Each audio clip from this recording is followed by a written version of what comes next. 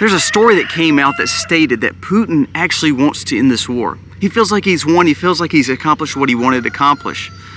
However, Zelensky is not wanting to come to the table. Now, the Ukrainian people are losing generations of people. But why does Zelensky not want an agreement? It's just America?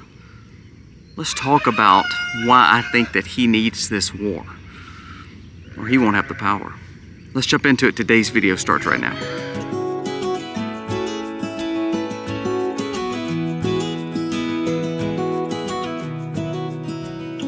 Hey guys, welcome to The Max. Thank you so very much for being here today. If you are new to the channel, please, I ask you to subscribe. Our numbers are still really wonky, and every time you subscribe, every time you give us a thumbs up, it means the world to me. So I humbly ask you to do that if you like the content of today. Comment below what your thoughts are. You know, we talk about more current events and dealing with what's happening in America. Sadly, our monies have been sent overseas, so we have to talk about some of these things like the Ukrainian conflict. There's a story that came out that Mario Nafal put out that said, breaking, Putin is ready to end the Ukraine war. Russian officials revealed he is ready to halt the war in Ukraine with negotiated ceasefire that recognizes the current battlefield lines, meaning where he's at, he's saying, hey, I'll stop. No more extra territory like the West has pushed, like all these European countries are saying he's wanting to take over. He's saying, where we're at right now, let's do a ceasefire. Putin can fight as long as it takes, but Putin also is ready for the ceasefire to freeze the war. Putin spokesman Peskov said that he has already been very clear that he wanted dialogue to end the war, and this should not be an eternal war for Russia. Now, why do we tend to always want to be in war? Well, there's a few things. A lot of defense contractors get extremely wealthy over it. But let's talk about Zelensky. Zelensky keeps saying, no agreement, no war, no end to the war, no end to the war. Why? Well, just last month, he served his full term as president. You know, he was supposed to have a new election. They canceled that because of the war. So now he is basically in martial law. Because of the war, because of the conflict, he has now become the dictator, the tyrannical leader. No one's offered for a new election time. And to be honest with you, long as the war is going on, no one will. So he needs the war because ultimately it allows him to stay in power. He is now serving under basically an emergency situation to where if the war ends, then what about the Ukrainians? Will they call for a new election? Will his reign of power be over? That's a thought pattern. Secondly, let's talk about the people. Ukrainians, they said, have lost generations of men. Now, what we're doing now is building a subservient country that basically is going to need either Poland or the West to take care of them because now there's no men. There's generations of loss of men. So this area that once was thriving and had a bunch of fertile land that really, if they would have just kind of went to the table a little bit earlier, they could have kept a lot of those men. Now people say, oh, well, they're not in the wrong here. They may have not been. But Putin has been calling for an agreement and a ceasefire for a pretty long time now. The problem is the West and the NATO alliance behind Zelensky keeps giving him this false hope that they can win. I want you to listen to this story. There's a story that says Ukraine enforces desperate conscription laws as Russian troops grow closer to Kharkiv. Now, conscription is kind of like our draft. They are desperate for people to come. Now, here's the thing. You have a tyrannical leader under martial law that cannot be unelected. Basically, he has full power. He is now fining generations, like meaning putting a tax, a bearing on families who are trying to get away from the draft. Not only that, he is drafting younger individuals. He's drafting women. So we're now sending our women to fight our battles. That's a very bad sight for most countries. That's not what it was supposed to be. But they've killed off so many men and they've taken so many generations of young men and older men to a point where they have no men to fight anymore. They're desperate. They're training children and women, mothers. It says they're actually clearing out prisons to send to the front lines. So while America is funding this, what they're actually funding is not the pride and freedom. You're funding death to these people. Death to these people. And until Americans see that, this is what blows my mind. For us on the conservative side, we're saying do not fund this war anymore. What we're actually saying is we want freedom and we adhere to hopefully having life-sustaining measures, meaning we want a ceasefire, war is happening, we know there's evil in the world, but we want to see peace. We want to see no war. We want to see stronger hands to come to the agreement table. You work through it.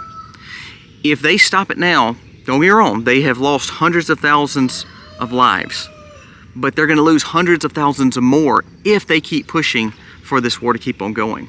There's another story that came out. Not only are they worried about this conscription, not only are they finding families who are trying to run from it, not only is there no manpower left in Ukraine, there is American politicians now wanting more American war machines, American tools, American defense to literally be shot on Russia. Meaning not just us sell through the places to then get it to Ukraine, knowing our instruments and our F-35s and F-16s, we're all getting there. Now they're saying they want to use American men to shoot in. They want to use the American defense. They want to be basically not boots on the ground quite yet, but they want to use all technology, all ramifications, all military aid to help in this situation. What we're doing is we're basically working this proxy war by killing the Ukrainian people. And all these people that have these Ukrainian flags in their bio, and all these politicians that wear their little lapel pins and their matching ties and they stand with Ukraine, every one of them should be pleading with Zelensky to go to the agreement table. End this, so that way you can have sovereignty, you can have peace. To be honest with you, remember, Ukraine is not that old and actually is not that strong. It used to be part of Poland and used to be part of Russia. It was divided down the middle. So now we're dealing with a land that has been in dispute for a long time with these groups of individuals. Will this solve everything? No. But what I will say this, if you want people to stop dying and you want to stand with Ukraine, wouldn't you think you would want your American politicians to quit pushing money over there?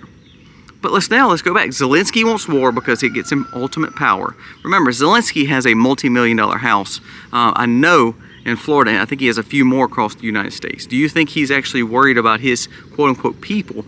Because once this is over, he'll probably move away from there anyway. Do you think these politicians that wear their little Ukrainian flags, do you actually think they care about the Ukrainian people? No, because now what they're doing is funding more of this war to keep on going when Putin and also a lot of people like us are saying, why are we not going to the negotiating table? Trump made a comment 6 months ago why we're not wanting to go to the negotiating table. And you think about it. I bet you if you really got down to it, all these politicians that's pushing I stand with Ukraine, I bet their wallets have been pretty full based on these lobbyists and these backroom deals and these defense contractors coming back to them. So I'm kind of worried that the fact that we're wanting a war to keep on going that needs to end. The problem is not just Ukraine. The problem now is you have China, who is de-dollarizing, who's wanting to go in Taiwan, who is building new infrastructure basically to hurt us. You have Iran situation going on that's very volatile. And of course Russia. If we keep on with this push, I'm scared that we're going to build such a huge team against us that it's almost going to cause Americans de-dollarization or the fact of American sovereignty to dissolve because we're going to then be put in a war. I mean, we're allowing our border to stay open. And I say that every video, I think, but it's like we're allowing our border to be open. All the while we're fighting battles that basically the enemy, quote unquote enemy, wants to end. But if we keep funding it, he's going to keep war. He said, I can keep on going. But I'm trying to get to a point of a ceasefire for my people and for the Ukrainian people. Remember, they're all basically the same people. They're all one people group. So he's not wanting to destroy Ukraine. What he's saying is, we've got our lines, we're done. And now Zelensky will not come to it because he likes his martial law, he likes his power, and he likes his money that's funneling in. And the cause and effect of that is loss of hundreds of thousands of lives of the men in Ukraine. Does he care about the Ukrainian people? At one time he may, but I'm scared now it's more about him and not the people. And I say the same thing about our politicians and all these people who say, I stand with Ukraine. What you're actually saying is, I want to keep funneling money to a war machine to turn around and send more of our dollars, more of our defense, more of our personal goods over to a country that's not even our ally to let their people die. That's exactly what's happening. We're not winning the war. Don't let them spin that. Ukraine is dying. And if we don't try to stand with this ceasefire, and hopefully we'll have better leadership coming soon, but until that point, if they go another 6 to 8 months, either we're going to see a major war break out that's going to actually involve our troops, or you're going to see the demise of the Ukrainian men. They already said generations will be lost, kids will not be born, because there's been hundreds of thousands of men killed. And now we're opening prisons and letting women serve. We're basically funding their loss of life. And that blows my mind. You know why I find this important and why we need to talk about it? Because there's a new report that came out in 2024. What is the U.S. worried most about? Ukraine is not on that list. I'm going to show it to you. This is the list from this survey. Ukraine is not on that list anywhere. War is not on that list anywhere. Top things: inflation, cost of living, crime, economic situations, and health and social security, and poverty. That is the top. That takes up about 80%, 90% of this list. The rest still fall in line. There's another story that says that most Americans know they will never be able to retire. You know why this is important? It's because we're losing so much as Americans. We're losing freedoms, we're losing our money, we're losing our availability to take care of our families. But if they keep your focus on things like a war, to keep you in constant fear and panic, and to keep you thinking that we're the good guys and we've got to keep fighting these wars, then they take your focus off what's important, our families. So when these congressmen and these senators and these presidents come before you and they try to earn your vote, they're saying, I stand with Ukraine. They put their little pin on and they're ready to go to war, and this could be any war. What they're actually doing is taking the focus off you and your family and your people, your money in America, and putting it all on someone else, all to fatten their pockets. They're not doing this because they're good-hearted people. They're making money. And that breaks my heart, because stealing from the American people like they're doing hurts me more than a lot of things. But the fact that they're sending women and kids because they have no men left. They're trying to get drafts done.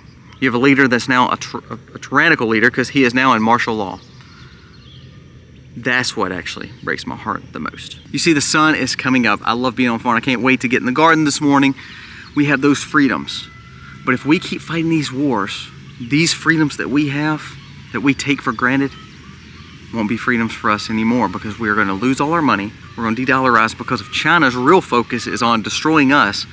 Instead of us trying to build up our own sovereignty, our own freedom, our own economy, we're worried about a situation with a war that shouldn't even be happening. And they're calling for a ceasefire, and for some reason we don't want to go to the table. Think about that. Next time you see your politicians wearing that, think a little bit more about that, because actually that's not really important to American people at all. And remember, they're supposed to represent us, correct? Something to think about today. Let me know your thoughts. God bless. Where we grew up, this old town, just leave it all behind. The river's gonna cry when you're gone.